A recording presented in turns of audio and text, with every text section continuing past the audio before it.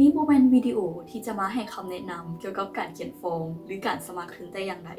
แต่วิดีโอนี้สร้างขึ้นมาเพื่อเป็นการให้กำลังใจและการปลอบประโลมหัวใจของวัยหนุ่มด้วยกันเองสบายดีอีกครั้งหนึ่งและยินดีต้อนรับเข้าสู่ช่องวิดีโอของจิงจีถึงวัยหนุ่มที่กำลังอยู่ชั้นม .7 หรือน้องๆ UWC ที่กำลังจะก้าวเข้าสู่การเป็น second year ในระบบ IB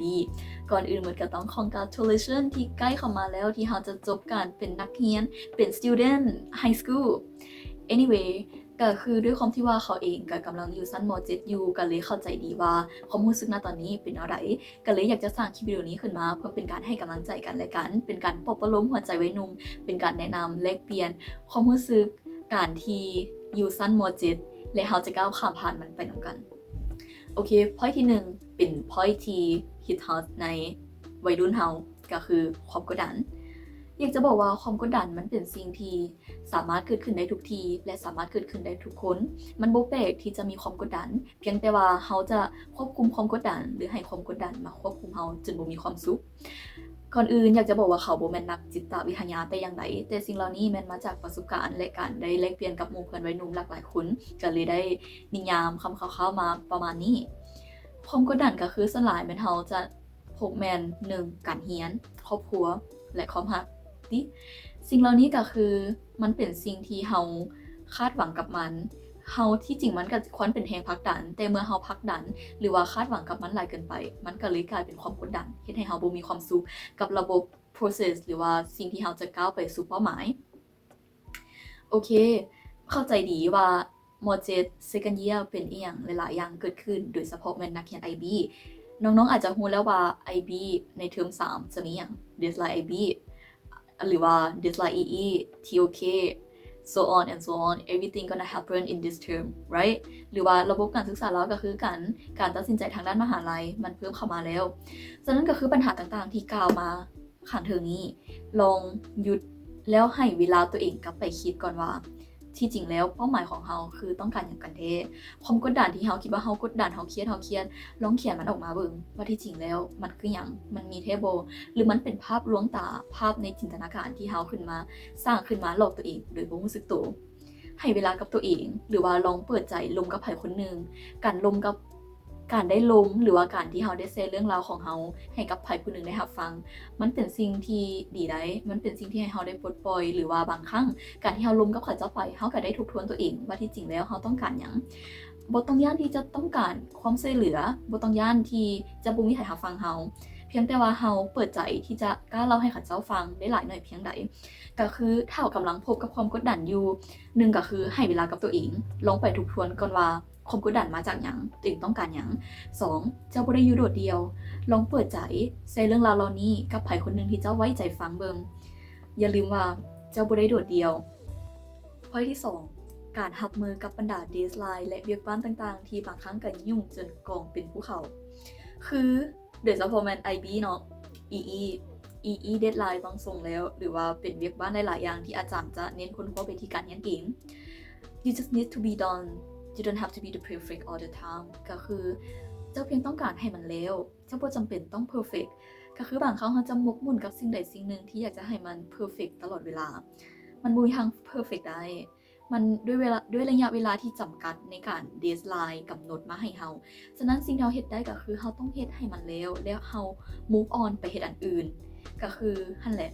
ต้องการให้มันแล้วเฮ็ดให้มันเต็มที่ณเวลาที่ให้อยู่และถ้าแล้วก็ move on ไปตัวใหม่เพราะเจ้ายังมีหลากหลายอย่างที่เจ้าต้องได้เฮ็ดอย่าหมกมุ่นกับสิ่งใดสิ่งหนึ่งหลายเกินไปจนทิ่มอันใดอันหนึ่งไว้ทั้งหลังทุกสิ่งทุกอย่างควรควบคู่ไปกับการบาลานซ์เวลาหรือว่าเวลาที่เหมาะสมทุ่มเวลาที่เหมาะสมให้กับสิ่งเหล่านั้นนี่ก็คือการดีลกับ deadline ณเวลาที่เพิ่นให้มาเฮ็ดให้มันเต็มที่บ่แม่นบอกว่าเฮ็ดแบบฮวกๆส่งอาจารย์ไป no แต่แบบว่าอาจารย์ก็ให้กำหนดเวลามาฉะนั้นส่งเวลาที่อาจารย์ให้มาเฮาก็เฮ็ดให้มันเต็มที่เฮาก็จริงจังกับมันแต่เมื่อณฮอดจุดที่ส่งแล้วด้วยความที่เฮาเฮ็ดเต็มที่แล้วเด้เฮาก็ส่งมันไปเฮ็ดให้มันแล้วเฮ็ดให้มันเป็น the best version ที่ดีที่สุดของเฮาและ submit มันไป move on ไปกับการเฮ็ดเวียกอันใหม่นี่ก็คือจะเป็นการดีลกับการเฮ็ด deadline เฮ็ดจังได๋ให้มันทัน deadline เมื่อเฮาได้พบ deadline หลายๆอันหวังว่าจะช่วยได้นะแต่เขาก็เฮ็ดแบบซั่นอีหลีได้มัน1ก็คือมันเฮ็ดให้เฮาสบายใจขึ้นและมันก็เฮ็ดให้เฮารู้สึกว่า มันก็บ่ได้เอียงขนาดนั้นเพียงแต่ว่าถ้าเฮารู้จักปล่อยวางก้าวมาเข้าสู่ point ที่3เป็น point ที่ popular hit house บ่แตกต่างกันไประหว่างสังคมหรือการเรียน social life or study ด้วยความที่มันเป็นมอ.7 แล้วเนาะเป็นปีสุดท้ายแล้วเป็นปีที่จะเซ็งจบภาคเรียนมันก็ต้องมีการว่าค่อยอยากเป็นนักเรียนเก่งค่อยอยากสิ่งได้เป็นประกาศแดงเพราะมันจะเป็นไปเบิกทางที่ดีค่อยไปมหาลัยบลาจนบางครั้งเขาก็อยากโฟกัสไปกับการเรียนโดยบ่สนใจ social life เลยหรือบ่สนใจสังคมบ่เอาละอยากตั้งใจเรียนแต่ก็อยากจะบอกว่าอย่าลืมไปว่านี่เป็นปีสุดท้ายของเจ้าแล้วย้อนเป็นปีสุดท้ายของเจ้าหั่นแหละเจ้าอยากสร้างความทรงจำปีสุดท้ายของเจ้าแนวใดในอีก10 ปีข้างหน้าเวลาเจ้าเบิ่งกลับมาเจ้าอยากจะค่อยเรียนหนักเนาะค่อยเรียนหนักจนได้ใบประกาศแดงเนาะเท่านั้นว่าคือการว่านะแบบนี้บ่แม่นว่าควรไปลิ้นน้ำมูจนลืมการทำการเรียนแต่บ่แม่นแต่อยากให้ทุกอย่างมันเคียงคู่กันไปด้วยความที่ว่าเฮาก็เป็นมนุษย์เฮาก็ต้องมีการพบปะเจรจากับสังคมทุกๆมื้อบ่อยากให้แต่ว่าเป็น academic person เกินไปเป็นเนิร์ดเลยจนลืมสังคมก็ย้อนว่ามันเป็นม.7 มันเป็นปีพิเศษนี่แหละก็เลยอยากให้เป็นปีที่น่าจดจำแล้วก็ปีเป็นความทรงจำที่ในระยะยาวที่เมื่อใดที่เฮาคิดย้อนกลับมาเฮาก็จะมีความสุขกับมันแม่นอยู่ว่าเจ้าเห็นนางเนาะแต่ว่าหมู่เพื่อนหลายๆคนนางนั้นนางนี้แบบพูดขึ้นมาในหัวของเฮาแล้วเฮาก็ยิ้มกับมันหรือว่ามีความสุขหรือว่าคิดฮอดมันได้หรือบ่แม่นที่คิดขึ้นมายามใดก็แม่นบทเรียนนั้นบทเรียนนี้เป็นตัวหนังสือท่านแหละจนเฮ็ดให้อันนี้คิดได้แล้วก็กลับมาบาลานซ์ไทม์กับตัวเองหลายขึ้นเพราะอาจารย์อยู่โรงเรียนกล่าวประโยคนึงขึ้นมาว่าจงอย่าลืมคิดไปว่าสิ่งที่เจ้ากำลังตามหาสิ่งที่เจ้ากำลังใฝ่หาและสิ่งที่เจ้ากำลังแล่นนำมันทุ่มเวลาไปกับมันนั้นเจ้าได้ทิ่มอย่างไปแน่เจ้าได้สูญเสียอย่างไปแน่มันแบบเมื่อเฮาได้ยินประโยคนี้ทำอีเฮาแบบอึ้งนะเฮาตะลึงเลยแบบกับแม่นใดหรือว่าบางครั้งเฮาเป็นปีม.7 เฮาก็อยากทุ่มเวลากับหมู่แล้วเพราะเฮาก็บ่รู้ว่าอีกโดนปานใดเฮาจะได้เจอกันอีกจนลืมว่าค่อยเสียกันเรียนไปว่าหรือว่าหั่นแหละคือเว้าประเด็นนี้ขึ้นมาเพื่ออยากให้ทุกคนลองสังสรรค์แล้วก็ลองรู้จักบาลานซ์ไทม์ตัวเองมันบ่แม่นง่ายเว้าเกี่ยวกับการบาลานซ์ไทม์อันนี้ก็ยังต้องเรียนรู้แล้วก็ปรับให้แบบเหมาะกับตัวเองหลายที่สุดแต่อย่างน้อยการที่เราตระหนักรู้ว่าเราต้องบาลานซ์ไทม์ได้ดีกว่าที่ว่าเราลืมว่าจะคิดข้อนี้ไปเลยนี่อาจจะเว้าประเด็นนี้ขึ้นมาเพื่อจะเป็นการเตือนสติให้กับแบบน้องๆวัยหนุ่มว่าที่จริงแล้วอันใดคือเป็นสิ่งที่เราอยากโฟกัสอยากจะเก็บเป็น long memory ในปีสุดท้ายของ high school เมื่อเฮาเว้าเรื่อง social life ไปแล้วเว้าเรื่องปีสุดท้ายของม.7 ไปแล้วข้อนึงที่เฮาอยากจะกล่าวมาด้วยความที่เป็นม.7 มันบ่ปีที่เฮาคาดหวังปีที่เฮาเต็มไปด้วยอารมณ์ที่มีความซับซ้อนแต่อย่าลืมไปว่าทุกอย่างมันผ่านมาแล้วก็ผ่านไปทุกสิ่งทุกอย่างที่เจ้ากำลังประสบอยู่ณตอนนี้บ่จะเป็นเวียกบ้านบ่จะเป็นงานบ่จะเป็นการสมัครมหาลัยการเลือกสายการเรียน so on and so on I think you know what I mean เจ้าก็รู้ดีว่าเจ้ากำลังเป็นอะไรสถานการณ์ณตอนนี้มันบ่แม่นง่ายเลยในช่วงม.7 ในช่วงวัยหนุ่มในช่วงมัธยมตอนปลายมันช่างเป็นอย่างที่ดุเดือดแต่ทุกอย่างมันผ่านมาแล้วก็ผ่านไปคือดังสายลมคือดังสายน้ำถ้าเฮาเปรียบดังวัตถุให้เวลากับตัวเองให้เวลากับมันสิ่งที่เฮากำลังท้อแท้อยู่สิ่งที่เฮากำลังคิดบ่ได้แล้วสุดแล้วเวลามันก็ผ่านไปสิ่งที่เจ้ากำลังฮ้องให้กับเดดไลน์สิ่งที่เจ้ากำลังบ่เข้าใจในบทเลขข้อใดข้อหนึ่งหรือว่า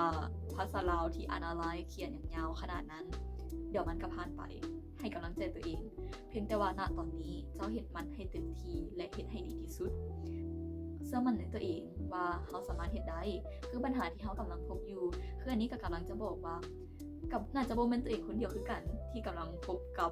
หลายๆเรื่องณตอนนี้เพราะเชื่อว่าหมู่วัยหนุ่มทุกคนกันเช่นเดียวกันที่อันนี้เพราะว่าณตอนนี้มี PE ที่ต้องส่งมี IA EA everything นักเรียน IB นั่นแหละแล้วเฮาก็ยังเชื่อมั่นว่ามันก็บ่ได้มีแต่เฮาหมู่เฮาก็มีคือกันแล้วเป็นหยังเฮาต้องเครียดคนเดียวล่ะมันแฟร์หวะเป็นหยังเฮาคือบ่ enjoy กับชีวิตแล้วเฮาคือบ่เอาเวลาที่เฮานั่งเครียดไปเฮ็ดมันให้แล้วนั่นแหละก็เลยอยากจะบอกว่าทุกปัญหาที่เกิดขึ้นหรือทุกปัญหาที่เจ้ากำลังพบอยู่มันบ่ได้มีแต่เจ้าแต่คนเดียวก่อนหน้านั้นก็มีก่อนหน้าเจ้าจะกี่รุ่นจะกี่พันคนจะกี่ร้อยคน10 ปี5ปีก่อนหน้าเจ้ามันก็มีและหลังจากเจ้ามันก็จะมีคือกันที่วัยหนุ่มที่หักขึ้นมาม.7 และก็จะพบปัญหาเหล่านี้มันก็จะเป็นห่วงโซ่แบบนี้กันไปเพียงแต่ว่าวัยหนุ่มคนนั้นบุคคลนั้นจะมีวิธีการดีลกับมันแนวใด